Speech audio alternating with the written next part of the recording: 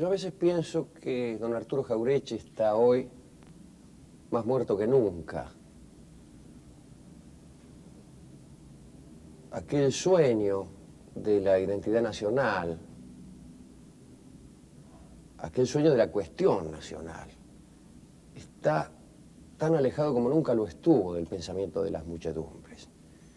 Y ha llegado a pensarse que todo lo que se diga sobre la nacionalidad, sobre el sentimiento nacional, sobre el pensamiento nacional, no es sino una superstición nacionalista, no es sino una morbosidad de los símbolos, incluso un sentimiento fascistoide de personas xenófobas. Se va apagando el fogón y en el recuerdo que pasa me pregunto si mi raza, como ese fuego agoniza, o si está ardiendo la brasa y hay que soplar la ceniza.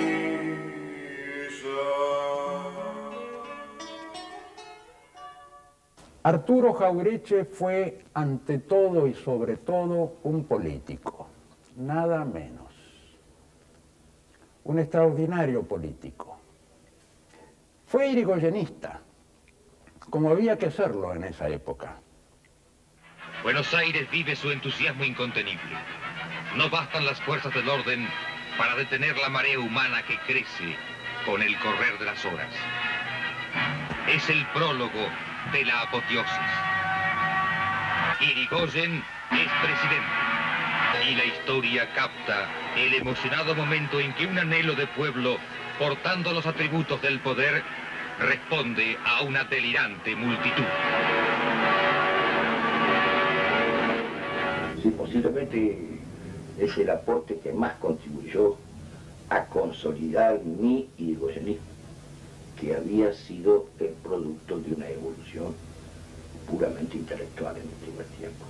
Es decir, yo no llegué a Irigoyen por Irigoyen, sino por la comprensión del populismo.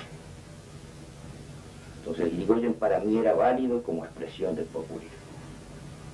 Le debo a Homero, quizá el que más le deba, es la comprobación, la constatación del valor de Irigoyen por Irigoyen mismo. Esta es una cosa que la he definido en este momento porque no la tenía definida y la veo con toda claridad. Frente al fracaso de las ideologías constantes en nuestra América, cosa que la empecé a percibir estudiando el fenómeno mexicano,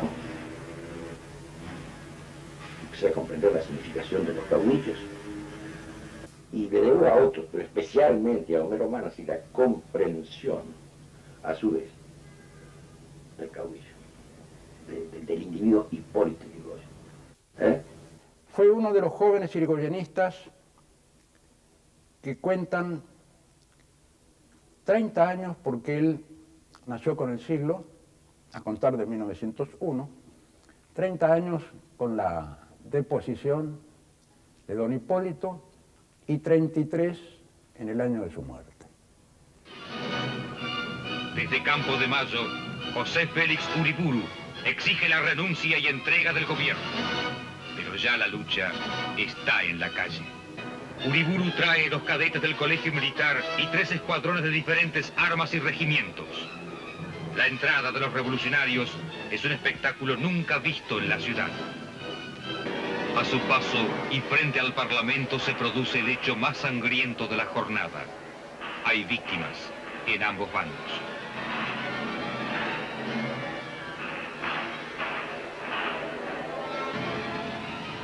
Uriburu se sienta en el poder e implanta la ley marcial. Nosotros formamos un núcleo de resistencia a la revolución uriburista, nos empezamos a organizar enseguida de la revolución, al poco tiempo habíamos organizado la Juventud del Sur, precisamente con Barros, Russo, algunos muchachos de la novena, los Achiles, en fin. Ahora, con Homero lo tratamos bastante, Irigoyen, después de su caída. en la casa de Fray Sarmiento. Tanta frecuencia íbamos que a mí me tocó verlo morir, digo, yo lo vi morir, digo.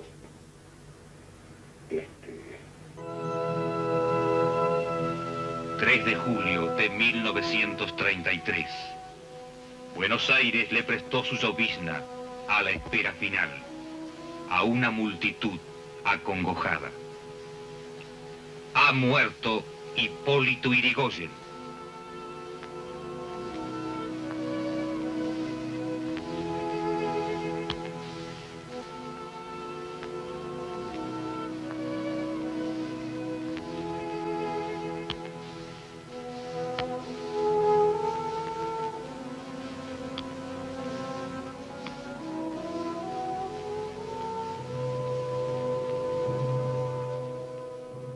Una de sus actuaciones netamente políticas fue su actuación como soldado raso en el levantamiento irigoyenista de Paso de los Libres Corrientes, donde hubo muertos, donde hubo heridos, y los sobrevivientes, casi todos, incluso él, cayeron prisioneros de las fuerzas al mando del general Justo. No es cierto, por ejemplo, que la Fuerza Aérea, entonces Dirección de Aviación Militar, fundada por el general Mosconi, en la primera presidencia de Irigoyen, haya tenido su bautismo de fuego en las Malvinas. El bautismo de fuego estuvo en el ejército de Justo, bombardeando, o ametrallando, mejor dicho, a los revolucionarios, casi todos civiles, en Paso de los Libres.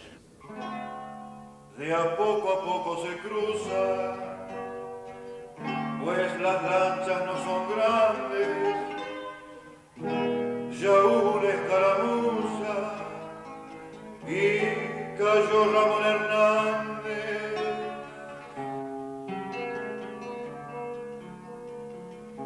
Y también los uniformes que alcanzaron nuestras balas no habrán muerto muy conformes por una causa tan mala. En cambio, murió Ramón, jugando a risa la herida, siendo grande la ocasión, lo de menos es la vida. Siendo grande la ocasión, lo de menos es la vida.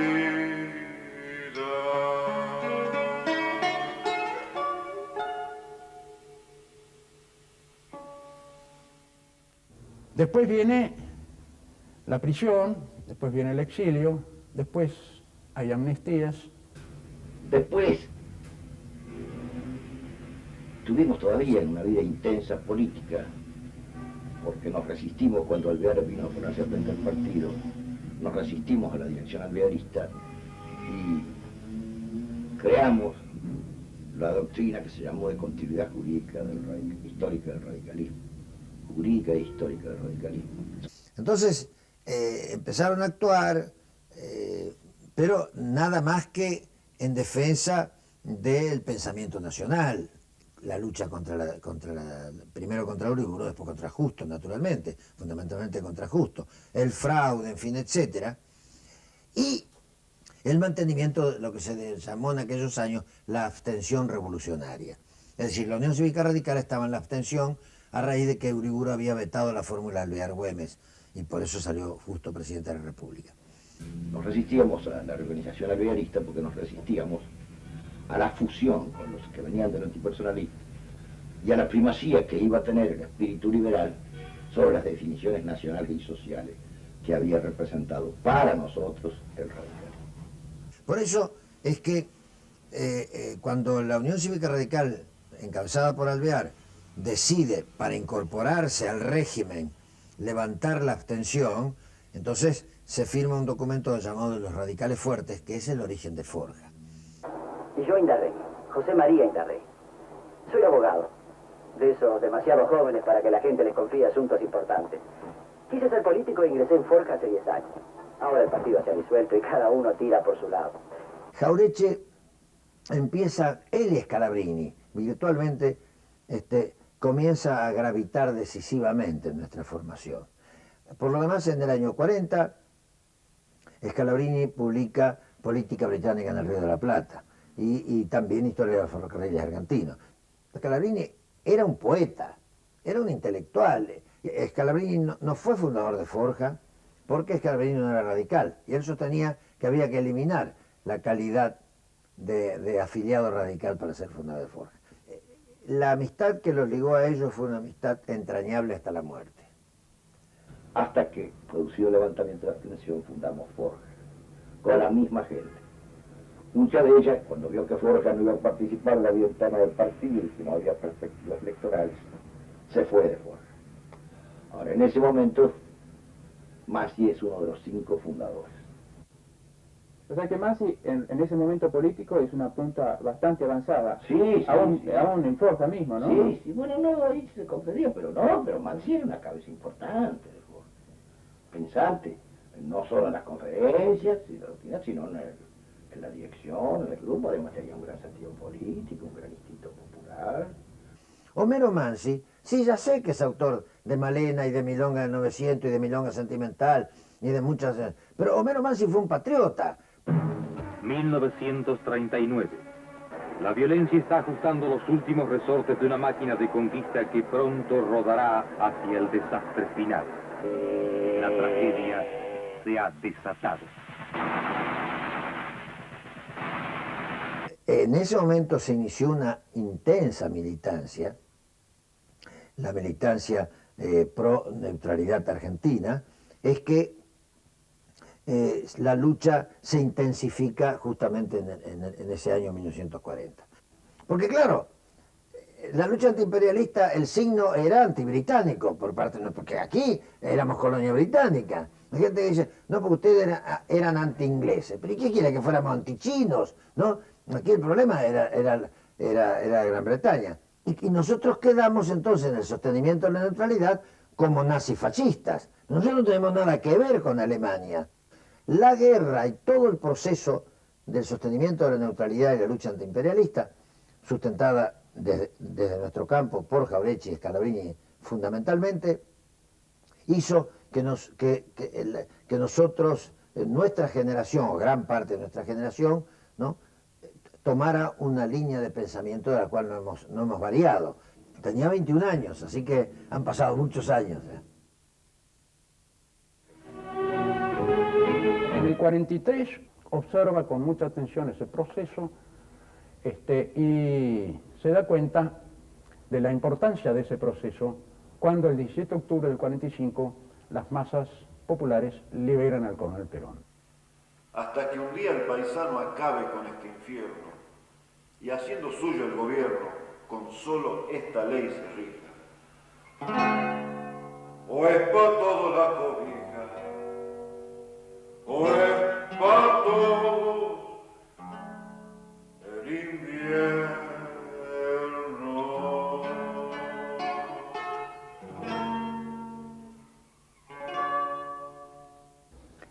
Es el Jauretche peronista, que a quien le toca, por ejemplo, nada menos que el pedido del coronel Perón, ya próximo a ser candidato a la presidencia, de que lo vea Amadeo Sabatini en Córdoba y que le proponga o le ofrezca de parte de él al radical de Córdoba, al intransigente, como se lo llamaba entonces por antonomasia, la candidatura a vicepresidente con el coronel Perón. Sabatini no ve la cosa, a pesar de las explicaciones largas y fatigosas de Jauretche, finalmente le dice que no, que cree que va a ganar la Unión Democrática. Jauretche, enardecido, como era lógico, se pone su clásico chamberguito y le dice, doctor Sabatini, usted la historia ha pasado a su lado y no la ha visto. Fue el 4 de junio de 1946. Perdido entre la multitud en la esquina de Perú y Avenida de Mayo, veía pasar la columna interminable que volvía de la plaza. Nadie en esa multitud me reconoció. Me sonreí. Esa situación paradojal me confirmó en la certidumbre de que una nueva Argentina de carne y hueso estaba de pie. Muy feliz era en desaparecer con los escombros políticos de la otra que yo había luchado por derrumbar para preocuparme por mi lugar en la nueva. Jauretche creo se equivocó profundamente en el año 45 cuando creyó que aquello por lo cual habían luchado él y sus amigos se había consumado en esa expresión de la manifestación masiva del pueblo argentino, de la clase trabajadora, de los pobres, de los marginales, detrás de Perón. Y la historia demostró que no podía ser así. La gestión de Arturo Jauretche al frente del Banco de la Provincia de Buenos Aires es una consecuencia directa de la gestión del gobernador Mercante. El manejo del crédito durante la gestión de Jauretche es bastante interesante. Por un lado, por las características propias que tiene la provincia de Buenos Aires, que es una provincia esencialmente agropecuaria. Eso significa decir que si bien es cierto que hubo crédito para el pequeño y mediano productor rural y también para el pequeño y mediano productor industrial, de acuerdo a las directivas del segundo plan quinquenal y del primer plan quinquenal, también es cierto que preferentemente fue el crédito a los grandes productores el que no se cortó. Es decir, que la provincia siguió respetando las características básicas de su economía. Donde desarrolló una política revolucionaria en el sentido de cambio profundo del manejo del crédito. Y luego tuvo que irse con el grupo forjista, precisamente, que rodeó al coronel Mercante en su gobernación de Buenos Aires. Por lo tanto, creo que la gestión de Jauretche coincide con el periodo de auge del peronismo. Cuando el peronismo revise ciertos principios básicos, Jauretche ya no va a estar. Y el sucesor es un hombre menos comprometido y menos aguerrido políticamente. Creo que esa manera de manifestarse era muy propia de Jauretche y de todos ese grupo de intelectuales activos que pretendieron sumarse al peronismo. En la medida en que el peronismo se hizo más burocrático, que quizás más demagógico y más autoritario también, fue en la medida en que pudo hacer menos realizaciones. Y Jauretche era un hombre de concretar, de hacer. Si él decía, ¿no es cierto?, que había que profesar un respeto o una ortodoxia para con los principios de la realidad, que generalmente se oponían a las ortodoxias doctrinarias, bueno, obviamente era porque era un hombre del hacer, no solamente del decir, ¿no? El peronismo desoyó a Jauretche, no lo interpretó, no lo captó. El propio Perón, que era el jefe omnímodo, excluyente del peronismo, no permitió que creciera una generación intelectual. Y Jauretche fue negado por el peronismo. Las consecuencias de esa negación de Jauretche, a mi criterio, resumen o pueden sintetizar la derrota de 1955. Pasaron muchos años y con el regreso de Perón pasó a ejercer dos funciones públicas. Uno de esos cargos fue la presidencia del Fondo Nacional de las Artes y el otro fue la presidencia de las ediciones de la Universidad de Buenos Aires, EUDEBA. ¿Está hablando concretamente de Juan Domingo Perón? Y bueno, claro que lógicamente esa candidatura que está en el ambiente popular, ¿no? Pero yo tampoco no veo por qué Lanuse no puede ser candidato. ¿No cree que se tiene que autoproscribir? No, porque también que se autoproscriba, salen 10 generales candidatos. Y además, pero lo que tiene que sí, lo difícil es conciliar un comicio limpio y sin proscripciones y un candidato que está en la presidencia, que ha llegado a la presidencia por la fuerza. Pero puede ser, esto depende de una medida de grandeza. En ese nivel de grandeza es donde tal vez convenga un diálogo entre Perón y Lanuse. Yo sé que Perón va a estar en ese nivel. La cuestión es que esté Lanuse. Sería un diálogo entre la fuerza y la opinión. ¿Usted no cree que ya se han dado muestras de que ese diálogo puede ser posible aquí en la Argentina?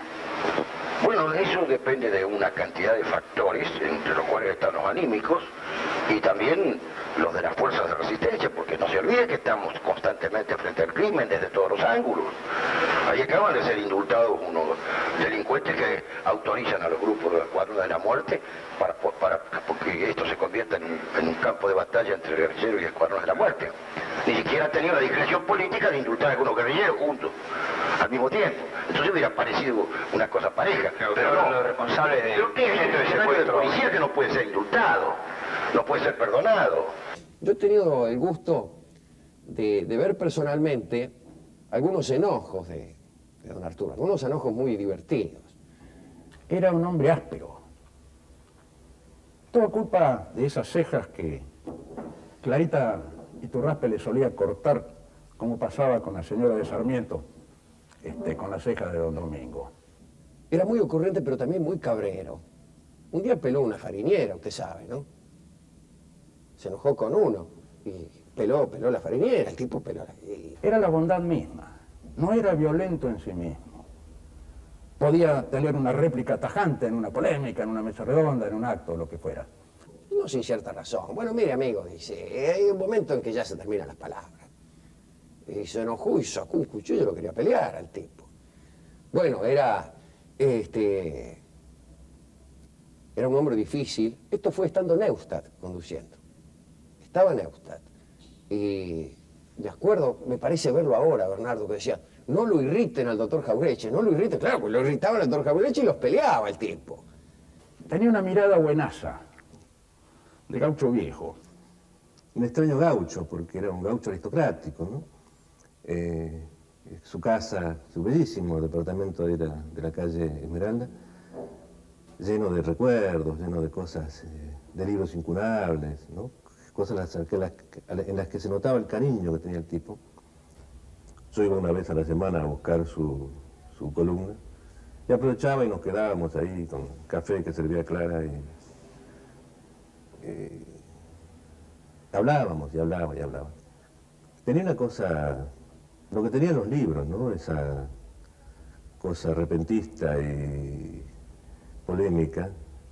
Aparece como un hombre impaciente, como un hombre intemperante, como un tipo, por ese estilo combativo que tuvo siempre.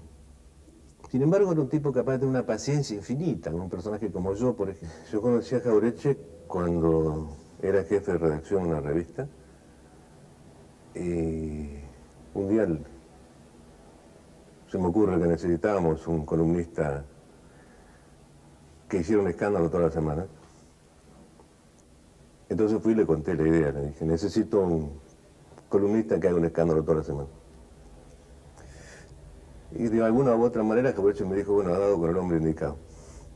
Era vivo, era inteligente, era también sensible, aunque parecía duro, ¿no? Gran observador, ¿no? Él decía que eran anécdotas de Mirón, lo que él hacía, ¿no? Una vez iba por la calle Florida y venían dos rubias, hermosas hermanas seguramente, pero de tamaño gigantesco, ¿no? Me parece que hay un personaje literario, creo que creado por Baudelaire, la gigante, bueno, eran rubias, de amplio pecho, un escote hermoso, aunque de grandes dimensiones. Y Homero las saludó, diciéndole casualmente el verso: adiós, granaderos de la belleza. Y entonces les dijo el verso de Baudelaire: quisiera dormir a la sombra de tu pecho como una aldea al pie de una montaña. Y creo que de Baudelaire el verso, no estoy muy seguro. Bueno. Compleja figura la de Arturo Jauretche, polifacética figura la de Arturo Jauretche. Periodista, sin lugar a dudas, escritor, hasta poeta, cantando la gesta de Paso de los Libres. Desde ya político, polémico, polemista. Pero muy pocas veces se pone el acento en un Jauretche pensador. En un Jauretche que yo me atrevería a denominar filósofo nacional. Y él distingue la existencia de dos campos, un campo nacional y un campo antinacional. Ante eso, él no tiene prejuicios ideológicos. Piensa que hay sectores de centro, de derecha y de izquierda en ambos campos. Y él es amigo de todos los sectores del campo nacional e incluso tuvo una actitud muy generosa, muy abierta respecto a la izquierda nacional. de esta antinomia, digamos, de este conflicto, surge la necesidad de recuperar la conciencia nacional, porque el instrumento central para él de dominación no es solamente la fuerza ni el poder económico, sino que es la conquista de los espíritus, de la mente de los colonizados por parte de los colonizadores. Él expresa en una frase muy sencilla esto: nos enseñan a comprar con el manual del almacenero. Consiguió el sano equilibrio, el profundo equilibrio de ser un intelectual del pueblo. La intelectualidad en la Argentina se caracterizó por estar más relacionada al antipueblo que al pueblo. La intelectualidad en la Argentina prefirió estar a la moda de las ideas del pensamiento europeo, resignando buscar lo original, buscar lo propio. Arturo Jauretche fue para mí un filósofo nacional, es decir, un filósofo como puede darse entre nosotros. De un pensamiento propio, de un pensamiento creador, de un pensamiento que no copie fórmulas externas y que se habla de lo universal a partir de saber pensar la realidad. Jauretche era un filósofo a partir de la realidad. Lo más rescatable, lo más recuperable de Jauretche es su constante apelación a razonar, digamos, a pensar lo real, a ubicarse frente a lo real con un buen razonamiento, ¿no? Es decir, buscar justamente cuáles son las falacias que se ocultan, digamos, tras ciertas construcciones teóricas, tras ciertas construcciones, digamos, abstractas de la pura teoría. Un pensador, pero un pensador que no se inscribe solamente en una zona de pensamiento, en el sentido académico, sino en alguien que va trabajando lo que está pasando en la sociedad concreta. Esto no quiere decir que sea un pragmático, ¿no? Él no daba un dogma envasadito en opiniones que hubiera que compartir. Él quería enseñar a pensar en nacional. Quería que aprendiéramos a ver la realidad desde nuestros intereses y desde nuestra experiencia real, y no las que nos mandan. Cuando Jauretche aparece en la palestra, reclamado por la lucha cultural del 57, 56, 57, igual que Raúl Escalabrín Ortiz un poco antes, sin duda las condiciones del país reclamaban la afirmación de una identidad cultural fundamental para repensar y para volver a fundamentar el proyecto que sobrevivía de lo político-social caído en el 55. Allá por el año 1973, donde se produce uno de los retomes de la democracia en la Argentina, se reedita un libro de don Arturo Jauretche, Forja y la década infame, libro que había sido escrito por él años anteriores. En este libro, digo, hay 2 o 3 cosas muy concretas que ponen a don Arturo Jauretche en la línea de un pensador, de un filósofo nacional. Precisamente explica qué es una posición nacional. En un párrafo dice esto: entendemos por posición nacional una línea política que obliga a pensar y dirigir el destino del país en vinculación directa con los intereses de las masas populares, la afirmación de nuestra independencia política en el orden internacional y la aspiración de una realización económica sin sujeción a intereses dominantes. Hay otra página en este libro de Jauretche que me parece importante. Esa página explica qué no es una posición nacional, si antes dijo que era. Y dice: esta posición no es una doctrina, sino el planteo elemental y mínimo que requiere la realización de una nacionalidad, es decir, la afirmación de su ser. No supone una doctrina económica o social de carácter universalista, por más que no puede prescindir de una visión de conjunto, pues todas son contingentes al momento histórico y sus condiciones. Finalmente hay un tercer texto de este breve recordatorio para que el pensador hable por lo que piensa. Promover el modo nacional de ver las cosas como punto de partida previo a toda doctrina política para el país. Precisamente lo inverso de lo que hacían los partidos de doctrina.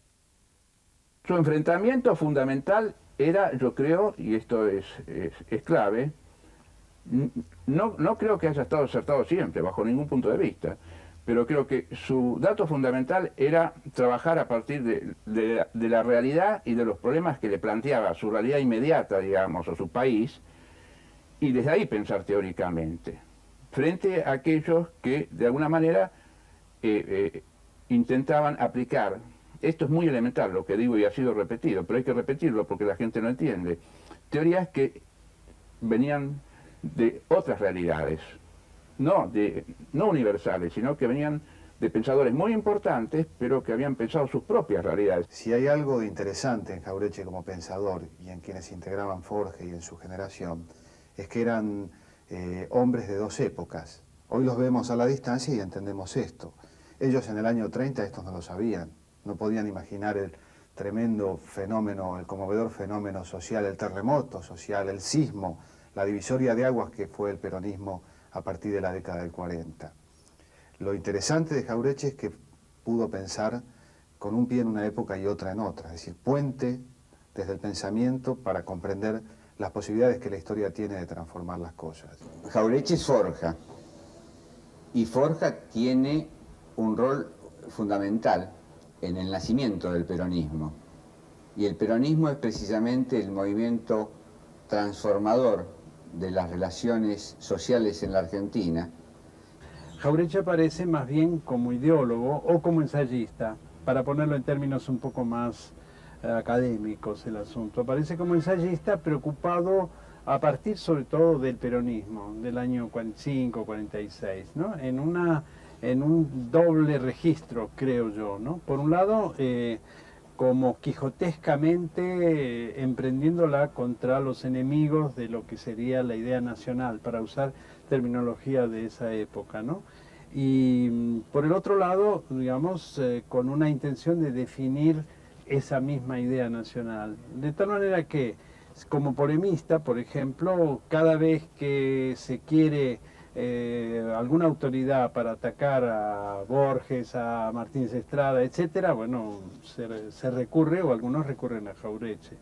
Y cuando se quiere tener alguna nitidez acerca de lo que es la idea nacional, o lo que es una definición que yo diría, con el paso de los tiempos de un nacionalismo democrático, se apela también a Jauretche, es como la figura. Y creo que tuvo la capacidad de repensar el país, ¿no? Eso no es un invento suyo, sino que viene también de un escritor muy olvidado en la Argentina, que es Ortiz Pereira, ¿no?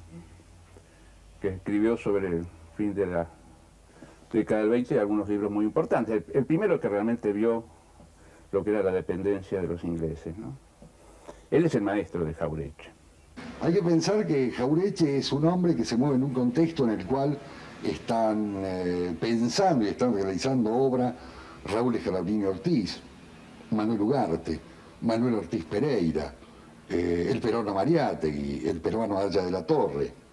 Hay toda una línea de pensadores, digamos, de la problemática latinoamericana, Vasconcelos en México, entre otros, dentro de la cual se inscribe, digamos, este pensamiento de Jauretche.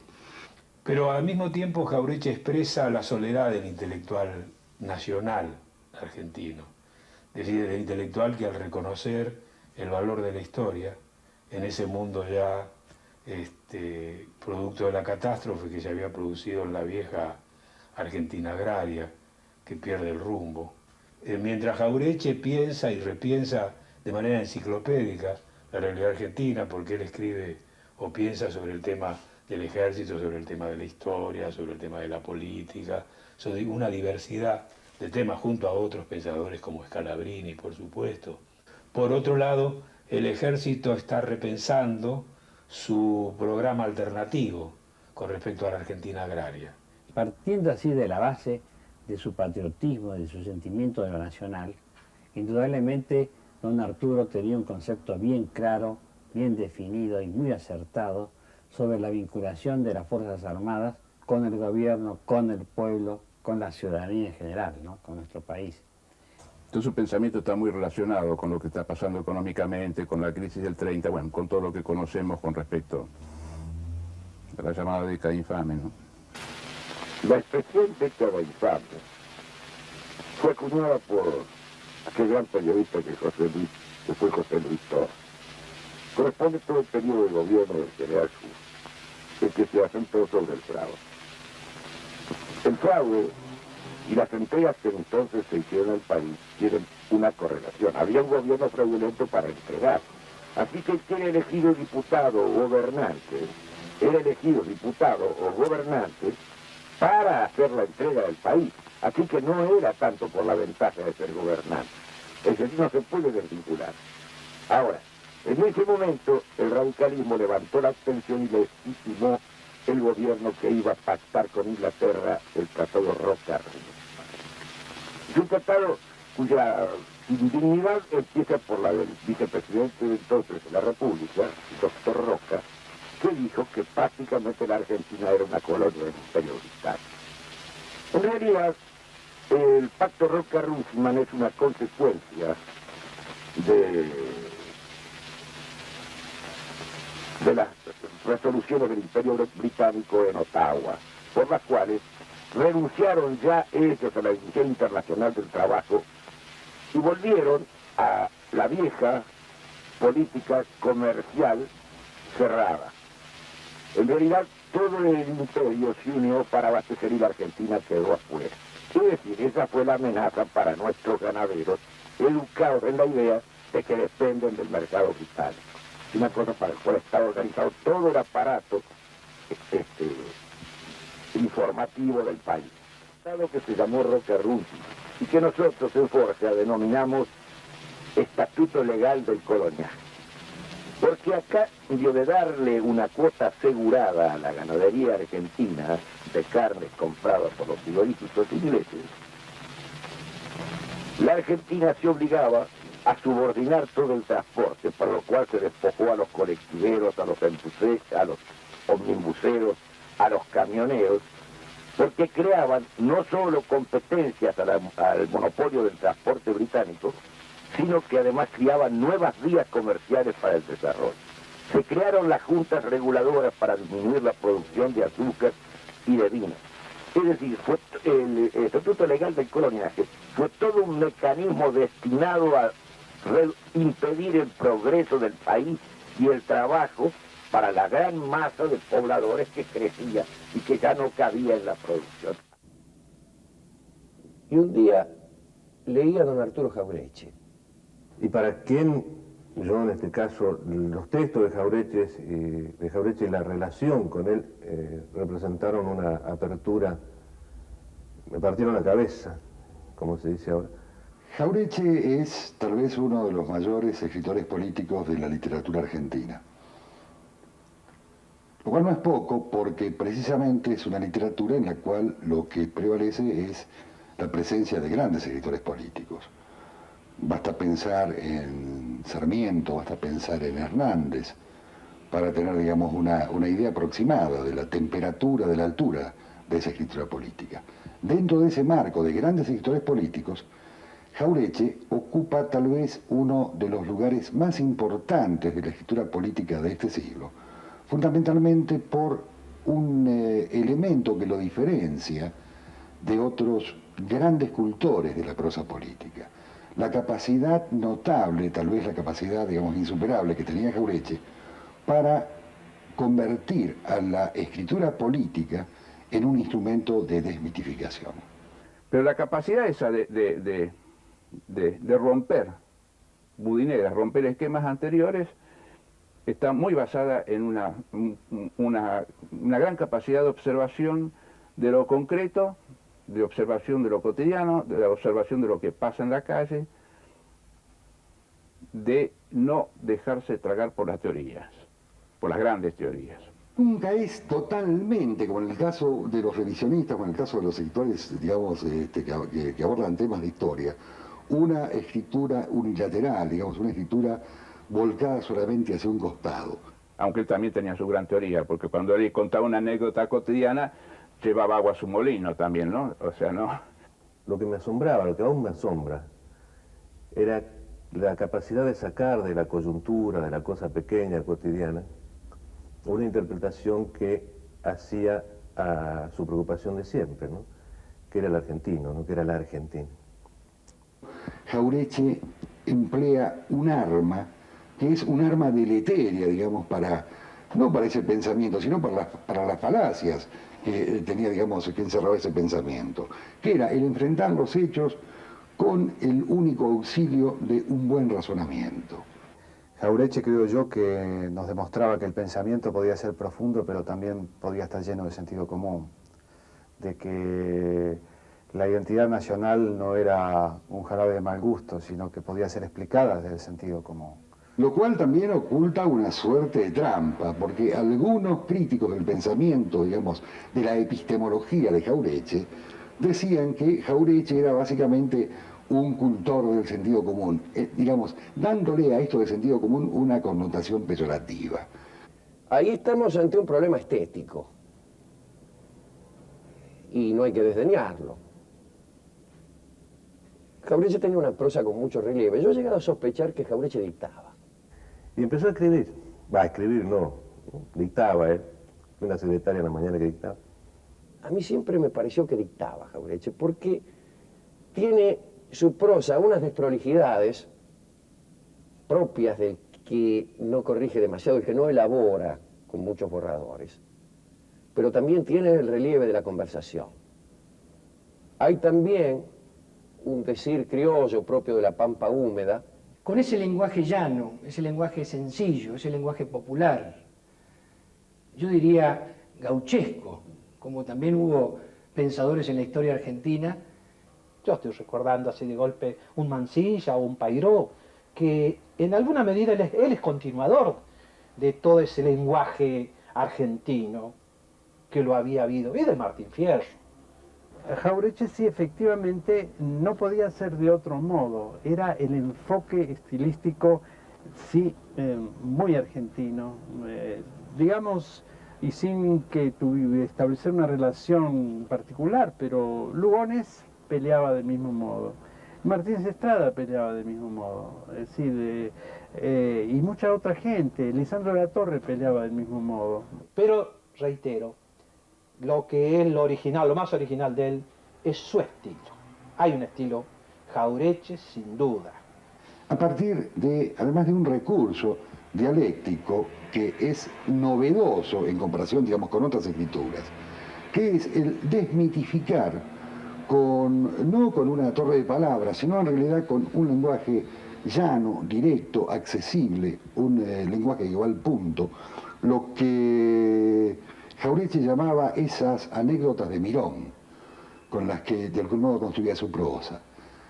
Y esas anécdotas de Mirón, de Jauretche, esa apelación, digamos, a la paremiología, a los refranes, a la experiencia cotidiana, digamos, a la observación de todo un anecdotario popular, un anecdotario, en la mayoría de los casos, de origen rural.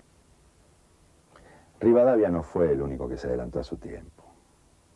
El viejo Cantalupi, chacarero de mis pagos, la pegó en una cosecha allá por los años 20. En esa época, los almacenes de ramos generales bancaban a los chacareros a cambio de reservarse el acopio de la producción, con lo que saldaban sus créditos contra estos. Cuando quedaba algún margen para la chacra, se apuraban a encajarle novedades para que empezase endeudado el nuevo año. Así fue como le vendieron al viejo Cantalupi la primera heladera eléctrica que llegó al pueblo.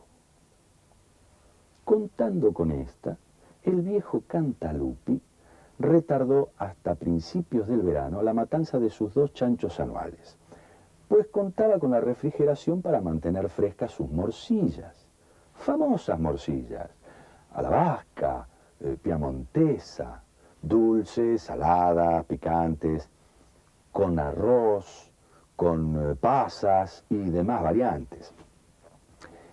Invitó a sus amigos del pueblo a la tradicional morcillada. Y aquí vino el drama. Pues al abrir la heladera, descubrió que todo estaba podrido. Tampoco Cantalupi como Rivadavia habían leído su Tocqueville. Es decir, el prospecto en inglés que acompañaba a la heladera que era importada. Así ignoraba que la heladera eléctrica funcionaba con electricidad, cosa que lógicamente faltaba en la chacra. La heladera y las morcillas podridas de Cantalupi dieron tema para todo el año. Los chiquilines, cuando el viejo entraba al pueblo en su Ford de bigotes, le gritaban: Cantalupi! ¡Está calda la heladera! Lo cargaban en todas partes. Y más, en la casa de Ramos Generales, que le había vendido el aparato. Hasta que un día, el viejo metió la heladera en su Ford de bigotes, la bajó en la puerta del almacén y la hizo chatarra con un martillo pilón de la herrería de al lado. Pero nadie dijo en el pueblo que el viejo Cantalupi era el hombre que se había adelantado a su tiempo. En todas las escuelas, cuando una maestra pregunta ¿quién fue el hombre que se adelantó a su tiempo?, todos los niños contestan: Rivadavia. En mi pueblo no lo preguntan, pues puede haber algún niño malo revisionista que diga Cantalupi, señorita. Todo eso no era nada más ni nada menos que la puesta en un lenguaje comunicacionalmente accesible del método de la ciencia. Había una especie de vocación de claridad en la voz de Jauretche, y esta claridad tomaba dos direcciones. Una, la dirección de la didáctica, digamos, y otra la del humor. Esto ha generado un serio problema en la lectura de él. Son direcciones, la didáctica y el humor, que no son antagónicas, pero que sí fueron tomadas como tales. Y él mismo es quien dice aquello de que el prestigio se funda en una serie de malentendidos. Yo creo que el desprestigio también se funda en una serie de malentendidos, el primero de los cuales sería este. Y cuando hablo de desprestigio en el caso de Jauretche y en el caso de mi generación, tengo 36 años, puesto que nací en el 58, digo desprestigio en una de sus formas más crueles, que es la del olvido. Pero Jauretche era un libro de cabecera para nosotros. Era un libro que leíamos en el barrio. No estudiábamos en la universidad Jauretche. Lo leíamos como leíamos el Martín Fierro, como leíamos tantos libros que son propios a nuestra idiosincrasia. Y son, en general, un modo de ejemplo, de guía para la ciudadanía, especialmente los jóvenes y muy especialmente diría para las clases dirigentes.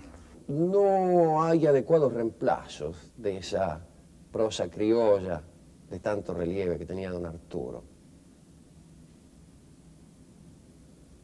No. El contenido de la obra de Jauretche, cuando uno la relee, no puede dejar de sonreír pensando en su manual de sonceras argentinas, ¿no? Él tiene en su libro que mencioné unas páginas al final donde dice, bueno, ahora lector siga usted. Me preguntan si hay algunas nuevas sonceras argentinas, si hay las últimas sonceras. Sí hay. Las sonceras son inagotables, como los chistes de Gallego, siempre surgen nuevas. Pero hoy se podría hablar de una soncera madre muy distinta, que es la de que estamos ya en el llamado primer mundo. Las que parió a todas, como diría Jauretche, para mí es la de que la Argentina forma parte del primer mundo. Argentina ya está en el primer mundo. Claro que estamos mal, pero vamos bien. Ha sucedido en los últimos tiempos, y se ha contado con la enorme colaboración del protagonista para esto, con que muchas personas se indignasen por la falta de cultura libresca del presidente de la Nación, del doctor Carlos Menem. Quiero decir, hace mucho tiempo tuvimos una generación, no hace tanto tiempo, una generación de gente que sabía mucho de libros, la generación del 80. Señoritos que, por supuesto, jamás iban a cometer un traspié en eso. Creo que si algo debimos haber aprendido es que las personas que dirigen los destinos de una nación no necesitan necesariamente saber de libros. Ahí hay una soncera que no solo es grave, sino perniciosa, porque cuando se dicen esas cosas como crítica, las otras quedan tapadas. No me pueden proscribir todo porque se está discutiendo si hay una reelección presidencial. Pero el hecho de que no haya reelección no significa ninguna proscripción. Como dijo el presidente Menem, en la Argentina hay que desregular todo. La justicia es independiente. Las empresas argentinas no son competitivas por culpa del costo laboral. Si en este país no robamos durante 2 años, solucionamos el problema de la deuda externa. Investigaremos hasta las últimas consecuencias. Todo es cultura. La definición clásica de cultura dice que cultura es la ciencia, la filosofía y el arte de una comunidad. Se añade otra definición que sería la antropológica, según la cual cultura es finalmente cualquier gesto de una sociedad, por ejemplo, la manera de vestirse, la manera de saludarse, la manera de cumplir con la ley, la manera de violarla. En la primera definición, que llamaremos clásica, uno puede obtener prestigio. En ese sentido, y solo en esa definición, uno puede decir que un hombre es culto. La segunda no, porque finalmente casi es imposible egresar de la cultura. Un delincuente también está ejerciendo cultura. Pero aquí viene la soncera. Se utiliza la segunda definición y se le confiere el prestigio de la primera. Y entonces, ante un jugador de fútbol que hace cultura en el segundo sentido, se reclama el prestigio que solamente el primer sentido confiere. Y así son dignos de parangonarse con nuestros científicos, con nuestros filósofos y con nuestros pensadores y artistas, nuestros jugadores de fútbol, que no sería tan malo después de todo, pero también cualquier pelafustán que hace cualquier cosa. Una soncera muy argentina y moderna es decir, yo soy ciudadano del mundo, yo soy universal. Creo yo que le pone el límite a esta soncera los encargados de la aduana y de las migraciones en los Estados Unidos, en Francia, los guardias de la frontera entre México y Estados Unidos. El pequeño fascista que todos tenemos adentro, que era una doble soncera, que licúa las culpas del proceso y al mismo tiempo menoscaba el poder de reacción del pueblo argentino. Una de las sonceras que a mí me han tocado, me han llegado más de cerca por ser de formación militar, es el hecho de que nuestra dirigencia política en general piensa que disminuyendo la capacidad de las Fuerzas Armadas, vamos a disminuir la posibilidad también de golpes de Estado. Si no lo hacen las Fuerzas Armadas, que están siempre con capacidad para hacer eso, quedan con mucha capacidad para hacerlo, y lo van a hacer la Policía Federal, los bomberos, los Boy Scouts, cualquier otro. Es decir, que no se consigue eso. Y sí que se consigue llegar a este peligrosísimo estado de indefensión en que se encuentra ahora la República. Para explotar intensamente y a fondo el petróleo que yace en las profundidades de nuestro territorio, recurriremos al ahorro extranjero. Achicar el Estado es agrandar la nación. En este país no trabaja el que no quiere. Da lo mismo producir acero que caramelos. Se dice, por ejemplo, que Página 12 es un diario progresista, y creo que esto es una soncera. Creo que un medio es un medio, tiene sus intereses, tiene su vocación y trabaja la información de esa manera. El progresismo quizás sea vocación de los órganos políticos, de los estamentos de otro orden de la sociedad. Una soncera actual es decir que hay que actualizar el pensamiento de Jauretche. Jauretche nos enseñó a pensar, y cuando uno aprende a pensar no tiene que actualizarse jamás. Gracias por todo.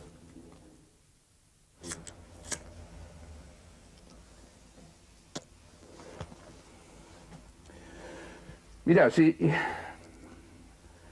en algunos planos del pensamiento de Jauretche es absolutamente obsoleto.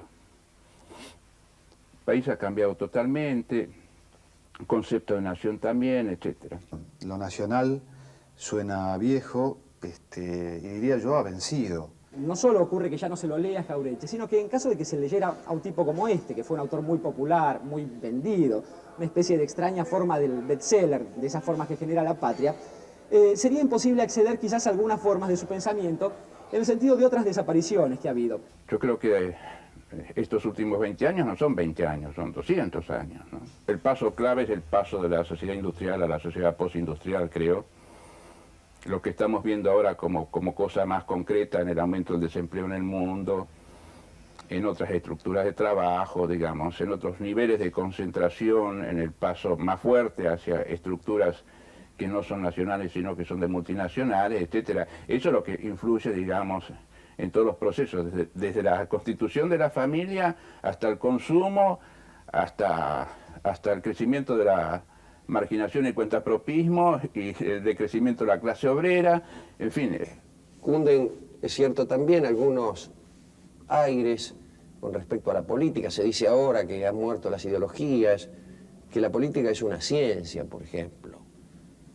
Esto, decir que la política es una ciencia es dejarla en manos de los técnicos y de los científicos. Y además, decirle a la gente que no hay nada que hacer. A partir de 1970 en Argentina no se polemiza.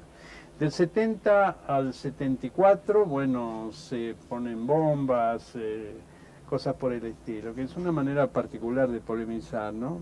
Y después, durante la dictadura, qué polémica ni qué niño muerto. Y después del 83 es como si esta recuperación democrática hubiera desangrado un poco, no hay ganas de polemizar. Este individualismo, esta carencia de solidaridad y también el olvido de ciertos aires nacionales que antes se respiraban. Yo creo que son hijos de un principio de esta dictadura militar y después de la tibia reacción democrática que sobrevino, evidentemente. Tuvimos unas democracias que en ciertos aspectos no dieron beligerancia, que más bien prefirieron auspiciar en las muchedumbres el deseo de estabilidades, de seguridades, de garantías personales, más que de sueños soberanos. Hace muchos años, si a un gobierno civil o militar se le decía que venían órdenes del Fondo Monetario Internacional, la desmentida era estruendosa. Hoy se jactan de cómo hacen bien los deberes que manda hacer el Fondo Monetario Internacional. Entonces, de preguntarse, sin independencia, sin una auténtica liberación nacional, ¿es imposible la justicia social? Porque lo hemos aprendido en carne propia durante muchos años, y lo hemos aprendido también de su incansable prédica, la de Jauretche, que no hay política en serio sin transformación social. No puede haber ajustes, no puede haber reajustes, no puede haber liberación de cargas sociales para los patronos, como ocurre ahora, y hablar de política, sino de un escamoteo de la realidad. Toda la base del pensamiento jaurechiano mantiene esa actualidad. Aunque algunos textos que escribió pueden ser perfeccionados o mejorados o hechos de nuevo, no importa, sino la actitud intelectual de Jauretche. En primer lugar, no hay posibilidad de estructurar un porvenir para ninguna sociedad si esa sociedad no se funda en algún mito creacional, digamos, o en alguna utopía del porvenir. Este es el desafío para los intelectuales. Se habla de vanguardias, de moda. Jauretche era un hombre de vanguardia. Jauretche era y es tremendamente moderno. Hay una idea frívola de la modernidad que nos impide pensar las cosas de este modo. Ahora que ha caído el muro de Berlín, que tenemos un mundo único y global, ¿qué es esto de que volver a recordar a Jauretche, que hablaba de masas populares, de independencia política, de intereses imperiales dominantes? Va a ver que a 20 años el mensaje de Jauretche sigue intacto y que lo que se cayó fue el muro de Berlín, no un pensamiento correcto. Yo no digo anacrónico porque sería injusto, yo reconozco la matriz de Jauretche en todo el pensamiento de muchos de nosotros, ¿no? Lo que ha quedado anacrónico es el problema, digamos. En cuanto a lo que puede referirse a trabajar sobre problemas latinoamericanos, a analizar la situación de los países periféricos, a pensar, digamos, la política desde una situación concreta de lo que pasa hoy, digamos, de lo que es la crisis, yo creo que es totalmente vigente. Por supuesto, son más vigentes que nunca, porque hemos sufrido una invasión sangrienta primera, económica después, desde el año 1976, que ha intentado, y en parte lo ha logrado, arrasar con el pensamiento nacional. Seguimos siendo dependientes. Y seguimos siendo dependientes cuando admiramos un primer mundo sin criticarlo. Bueno, En ese caso, yo creo que no hay otra posibilidad que tratar de reafirmar el sentimiento nacional, de engordar la identidad nacional, de hacer conciencia de todo esto, para ver qué podemos oponer nosotros ante los poderosos. Y ante eso hay evidentemente una estrategia, consagrada por el uso, por la costumbre y hasta por la eficacia. No voy a hacer yo aquí una explicación de cuál es la estrategia para enfrentar a los imperios, pero la hay. A esa estrategia suele llamársele pensamiento nacional, identidad nacional, y suele informar a todos los movimientos de liberación progresistas que hay en el mundo y particularmente en el tercer mundo. Yo creo que Jauretche estaría pensando este tipo de globalización que al mismo tiempo rompe absolutamente con lo homogéneo o rompe con las igualdades y ha generado otro tipo de brechas, otro tipo de enfrentamientos, ¿no? Porque la que nos mandan es que México, gracias a Salinas de Gotardi, entra en la plenitud de la civilización del NAFTA, etc. La realidad jauretchiana es la insurrección de Chiapas, que destruye todo eso porque saca a luz lo que estaba oculto. Entonces Jauretche intelectualmente hacía lo que los revolucionarios indígenas de Chiapas están haciendo ahora, no como un problema local, sino como un problema nacional de México, y mueven toda la estantería. Él fue un maestro para un pensamiento nacional y por lo tanto revolucionario. No hay duda que estamos viviendo un poco el eclipse a nivel masivo de ese pensamiento, pero no es que no exista, esto está latente en el subconsciente colectivo. Y bueno, ya se lo despertará cuando las condiciones lo permitan. La luna baja a esconderse y las estrellas del cielo están velando la noche de alguno que sabe muerto.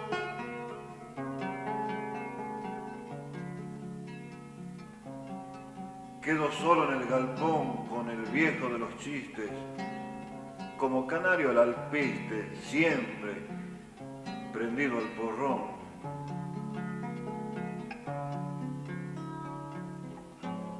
Se va apagando el fogón y en el recuerdo que pasa me pregunto si mi raza como ese fuego agoniza, o si está ardiendo la brasa y hay que soplar la ceniza.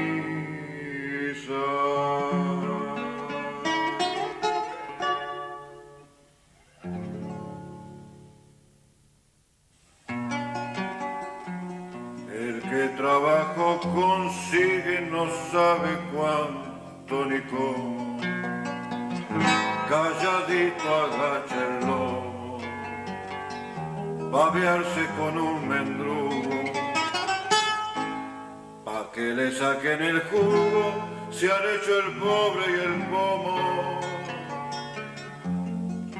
Que huelga si no hay trabajo, va a ser el que anda debajo.